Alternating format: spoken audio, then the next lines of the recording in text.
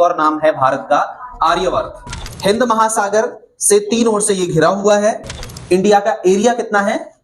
32 लाख और 87,263 square kilometre.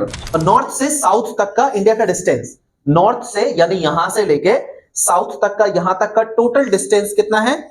3,214 kilometre. Pakistan, Afghanistan, China, Nepal, Bhutan, Myanmar और बांग्लादेश, इन border से, इन कंट्री के बॉर्डर से हमारा कंट्री का बॉर्डर मिलता है।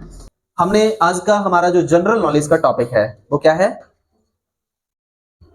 हमारा आज का जनरल नॉलेज का टॉपिक क्या है? भारत के बारे में थोड़ा सा ब्रीफ इंट्रोडक्शन, भारत देश के बारे में हम ब्रीफली समझने की कोशिश करेंगे। ठीक है, मैं चाहता हूं कि इसको हम मैप के थ्रू समझेंगे तो शायद ज्यादा बेहतर समझ पाएंगे। राइट, ठीक है। अभी हम भारत के बारे में कुछ ब्रीफली समझने की कोशिश करेंगे उसके मैप के थ्रू। ठीक है, तो जो थोड़ा सा ब्रीफ में हम समझने की कोशिश करेंगे उसमें आप लोग ध्यान देंगे और कोई भी क्वेश्चन आपके माइंड में आएगा तो आप मुझसे पूछ लेंगे। ठीक है, ये हमारा इंडिया का मैप है। ठीक है, जो आप देख पा रहे हैं कंप्लीटली। अब इंडिया के बारे में कुछ थोड़ी सी बातें हम समझने की कोशिश करते हैं भारत के बारे में। भारत के अपने नाम कितने नाम हैं? 3। कौन कौन से हैं? और एक और है 4। प्राचीन नाम है, आर्यवर्त कहा जाता है। भारत, इंडिया, हिंदुस्तान, ये 3 हम सबको पता है। एक और नाम है भारत का आर्यवर्त। क्या नाम है? आर्यवर्त। ये एक प्राचीन नाम है जो हमारे शास्त्रों में या फिर कई हिस्टोरिकल बुक्स में ये देखने को मिलता है। चलिए, इंडिया का अब हम बात करें। भारत जो है एशिया कॉन्टिनेंट का एक देश है। हमारे टोटल कितने कॉन्टिनेंट हैं? 7 कॉन्टिनेंट हैं वर्ल्ड में। ठीक है, उन 7 कॉन्टिनेंट में हमारा एशिया कॉन्टिनेंट आता है और एशिया कॉन्टिनेंट के अंदर हमारा इंडिया आता है। ठीक है, एशिया महाद्वीप का एक देश है भारत देश। ठीक है, जो एशिया के साउथ में है। कहां पर है? साउथ पार्ट में है, एशिया के साउथ पार्ट में है। और ये हिंद महासागर, इंडियन ओशन जो है, इससे 3 ओर से घिरा हुआ है। आप देख पा रहे हैं ये इंडियन ओशन। ठीक है, हिंद महासागर से 3 ओर से ये घिरा हुआ है। ठीक है, और 3 ओर से ये समुद्र से घिरा हुआ है। एक साइड हमारा क्या है? अरेबियन सी। एक साइड हमारा अरेबियन सी है, एक साइड हमारा बे ऑफ बंगाल है और नीचे हमारा इंडियन ओशन है। 3 ओर से घिरा हुआ है, मतलब 3 ओर समुद्र से या पानी से घिरा हुआ है। इंडियन ओशन बेसिकली हमारा साउथ में है और इधर हमारी ये सी है, ये ओशन साउथ में है। फिर ये हमारे एक अरेबियन सी है, इधर ये बे ऑफ बंगाल है। ठीक है, बेसिकली 3 ओर से वाटर से घिरा हुआ है हमारा भारत। ठीक है, तो अब इसके बाद हम पढ़ेंगे। अच्छा, अभी जो लैटिट्यूड और लॉन्गिट्यूड है उसको हमें समझना पड़ेगा, तब जाके आप इसकी लोकेशन की ओवरऑल वर्ल्ड में या पृथ्वी पर जो हमारी भारत की लोकेशन है वो कहां पर है। ठीक है, मैं इसको आगे कभी आपको लैटिट्यूड और लॉन्गिट्यूड समझाने के बाद फिर आपको इसको लोकेशन समझाऊंगा कि ये लैटिट्यूड और लॉन्गिट्यूड यानी अक्षांश और देशांतर के आधार पर भारत की वर्ल्ड में लोकेशन क्या है, दुनिया में, पृथ्वी पर इसकी स्थिति या लोकेशन क्या है। अभी मैं आपको इसको नंबर से बता देता हूं। 8 डिग्री 4 मिनट और 37 डिग्री 6 मिनट ये नॉर्थर्न लैटिट्यूड पर है। ठीक है, और इसके अलावा 68 डिग्री 7 मिनट और 97 डिग्री 25 मिनट ये ईस्टर्न लॉन्गिट्यूड पर है। ठीक है, तो ये इसकी इंडिया की लोकेशन है। अब हम इसको और हम थोड़ा सा डिटेल में, पहले लैटिट्यूड और लॉन्गिट्यूड समझना पड़ेगा, उसके बाद हम इसकी लोकेशन एग्जैक्टली प्रॉपर अच्छे से समझ पाएंगे। तो फिलहाल हम इसके बारे में थोड़ा सा ब्रीफ इंट्रोडक्शन समझ रहे हैं, तो लैटिट्यूड और लॉन्गिट्यूड हम आगे क्लास में समझेंगे। अभी हम बात कर रहे हैं भारत के एरिया का। इंडिया का एरिया कितना है? इंडिया का एरिया या भारत का क्षेत्रफल कितना है? 32,87,263 स्क्वायर किलोमीटर। इंडिया का एरिया कितना है? 32 लाख और 87,263 स्क्वायर किलोमीटर, 32,87,263 वर्ग किलोमीटर। ये भारत का एरिया, क्षेत्रफल है। जैसे हम निकालते हैं ना, एरिया ऑफ स्क्वायर निकालते हैं, एरिया ऑफ रेक्टेंगल निकालते हैं, एरिया ऑफ सर्कल निकालते हैं, वैसे ही हर कंट्री का अपना एरिया होता है, यानी उसकी जगह कितनी है। तो उसमें हमारे भारत की जगह पृथ्वी पर कितनी है? 32,87,263 स्क्वायर किलोमीटर। ठीक है, अच्छा, एरिया के बेसिस पर, एरिया के रेस्पेक्ट में हमारा देश 7वें नंबर पे आता है। कौन से नंबर पे आता है? 7वें नंबर पे आता है, 7th नंबर पर आता है। और पॉपुलेशन के सेकंड, अभी जो 2011 में सेंसस हुई थी, जनगणना हुई थी, उसके आधार पर ये सेकंड नंबर पे था। अब आई थिंक सो कि ये हो सकता है कि फर्स्ट रैंक पर आ गया होगा। ठीक है, तो फर्स्ट स्टेज या फर्स्ट रैंक पर आ गया है। और अभी हम बात करें कि एरिया वाइज 7th नंबर पे है, तो इससे 6 बड़े देश जिनका एरिया हमसे ज्यादा है वो कौन कौन से है? रूस सबसे बड़ा है एरिया वाइज, कनाडा, चीन और अमेरिका, इसके बाद आता है ब्राजील एंड ऑस्ट्रेलिया। ये कंट्री हमारे कंट्री से ज्यादा एरिया रखते हैं, हमारे कंट्री से एरिया, कंट्रीज का एरिया ज्यादा है। हमारा जो कंट्री का एरिया वो 7th नंबर की कंट्री का है, 7th नंबर पे आता है। ठीक है, एरिया वाइज पहले नंबर पे रूस है, दूसरे नंबर पे कनाडा है, फिर चाइना है, फिर अमेरिका है, ठीक है, यूनाइटेड स्टेट ऑफ अमेरिका, और ब्राजील, फिर ऑस्ट्रेलिया, और इसके बाद 7वें नंबर पे आता है हमारा इंडिया। ठीक है, चलिए अब हम ये बात करें कि वर्ल्ड में 7.5 अरब पॉपुलेशन है। कितनी अरब पॉपुलेशन है? 7 अरब पॉपुलेशन है, 7.5 अरब पॉपुलेशन है। उसमें भारत में टोटल इतनी संख्या का, कितनी संख्या यहां पर रहती है? वैसे संख्या में तो आपको पता है 150 करोड़ के आसपास, यानी 135 करोड़ के आसपास हम लोग हैं, 135-140 करोड़ के आसपास हैं। ठीक है, अब ये पूरे वर्ल्ड में परसेंटेज में अगर देखें तो 2.5% के आसपास हमारी पॉपुलेशन है। कितनी पॉपुलेशन है? अगर हम परसेंट में डिवाइड करें 100% में से हमारे देश की अकेली पॉपुलेशन कितनी है? हमारे देश की अकेली पॉपुलेशन कितनी है? 2.5%। ठीक है, अप्रॉक्स। ठीक है, ठीक है।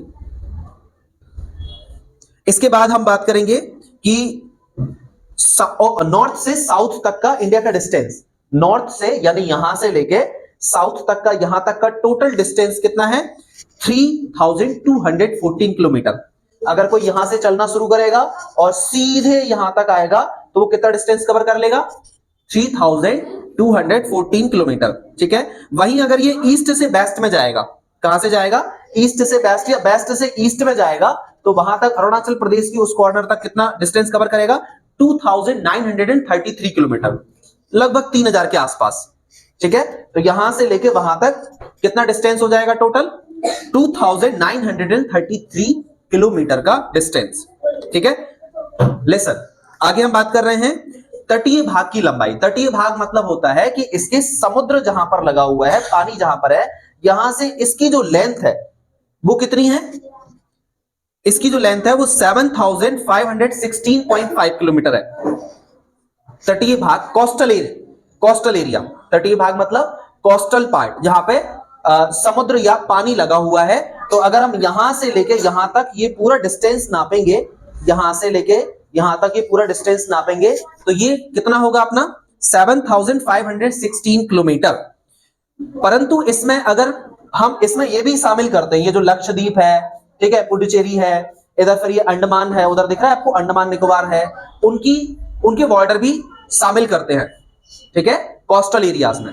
परंतु हम इनको हटा दें, अगर इनका कोस्टल एरिया लेंथ काउंट ना करें, सिर्फ यही एरिया, यही लेंथ अगर हम काउंट करें, यही लंबाई अगर हम गिने, तो इसमें आती है 6100 किलोमीटर। 6100 किलोमीटर। ठीक है, समुद्र तट या कोस्टल एरिया, कोस्टल पार्ट की लेंथ, जो पानी से लगा हुआ हिस्सा है, उसकी लंबाई। और अगर हम इसमें लक्षद्वीप, पुदुचेरी और फिर ये अंडमान निकोबार, ऐसे जो भारत से अलग है टापू, आइसलैंड है, इनको भी अगर काउंट करेंगे, इनके समुद्र तट की लंबाई अगर हम नापेंगे, कोस्टल पार्ट की लेंथ अगर हम नापेंगे, तो ये आएगी टोटल 7516 किलोमीटर। ओके, आगे हम बात करते हैं भारत जो है, इंडिया, यहां पर स्थल या लैंड से कहां कहां कौन कौन से कंट्री से टच होता है। ठीक है, तो यहां पर आप देख रहे हैं पाकिस्तान है, ठीक है, और इधर थोड़ा सा अफगानिस्तान से भी टच होता है, फिर उसके बाद चाइना से टच होता है, उसके बाद हमारा नेपाल है, भूटान है, उधर बांग्लादेश है और म्यांमार है। इन कंट्रीज से हमारा कंट्री टच होता है। ठीक है, लैंड के through Pakistan, Afghanistan, China, Nepal, Bhutan, Myanmar और बांग्लादेश, इन बॉर्डर से, इन कंट्री के बॉर्डर से हमारा कंट्री का बॉर्डर मिलता है। ठीक है,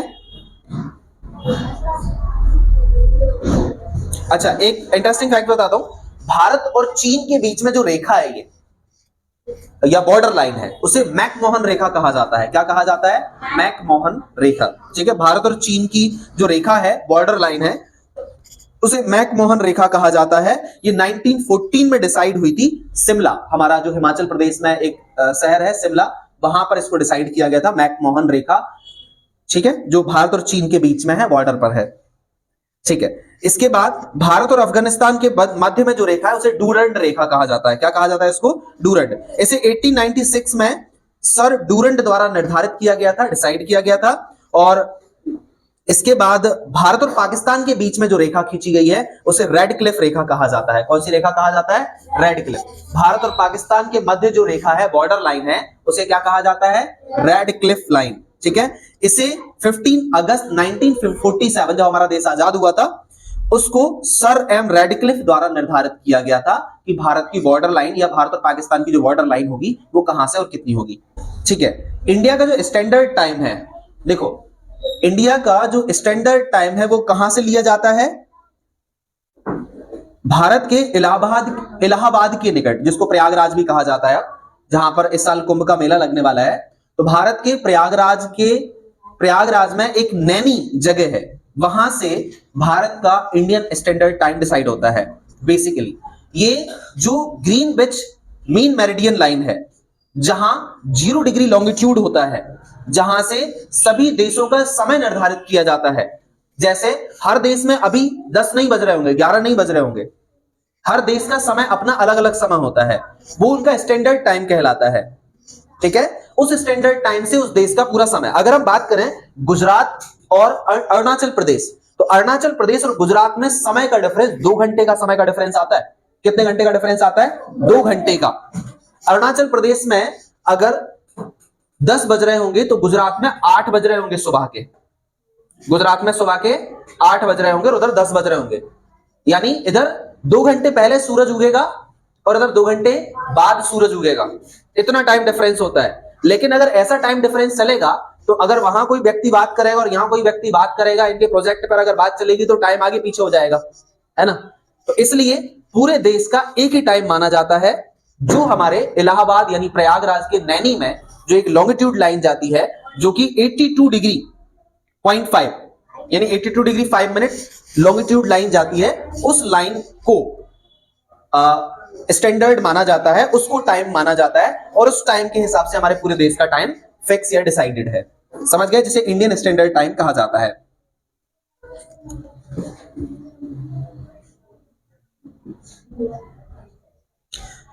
हमारे देश के बीचों बीच से एक इमेजिनरी लाइन, जिसको कर्क रेखा कहा जाता है, कैंसर लाइन कहा जाता है, ये भारत के 7 राज्यों से होकर गुजरती है। कौन कौन से स्टेट से होकर गुजरती है ये? राजस्थान, गुजरात, मध्य प्रदेश, छत्तीसगढ़, झारखंड, पश्चिम बंगाल, त्रिपुरा, मिजोरम। 8 होते हैं, सॉरी 7 नहीं होते हैं, 8 स्टेट होते हैं। कितने स्टेट से होकर गुजरती है ये? 8 स्टेट से होकर गुजरती है। कौन कौन से हैं? इधर राजस्थान से गुजरात, राजस्थान, मध्य प्रदेश, और फिर उधर उत्तर प्रदेश, झारखंड, ठीक है। गुजरात, मध्य प्रदेश, छत्तीसगढ़, झारखंड, उत्तर प्रदेश से नहीं गुजरेगी। राजस्थान, गुजरात, मध्य प्रदेश, छत्तीसगढ़, झारखंड, पश्चिम बंगाल, त्रिपुरा और मिजोरम, ठीक है। मध्य प्रदेश, ये छत्तीसगढ़, यहां से छत्तीसगढ़, झारखंड, और ये पश्चिम बंगाल, वेस्ट बंगाल, उसके बाद ये त्रिपुरा, और फिर ये मिजोरम, यहां से होते हुए गुजरेगी, ठीक है। ये वाली यहां एक कैंसर लाइन होते हुए जाती है, जो मध्य प्रदेश के भोपाल से होकर गुजरती है। अगर आप कभी इस वाले रोड पर जाएंगे, इधर ये बैरसिया रोड है, आई थिंक ये, इस रोड से ये लाइन होते हुए गुजरती है। काल्पनिक इमेजिनरी लाइन होती है, जिसे हम अक्षांश रेखा या लैटिट्यूड लाइन भी कहते हैं, ठीक है। तो यहां से हमारा जो है कर्क रेखा या कैंसर लाइन गुजरती है भारत के बीच में से। तो आज हमने भारत के बारे में थोड़ा सा ब्रीफ में समझा, और कभी हम इसको और थोड़ा सा डिटेल में समझने की कोशिश करेंगे।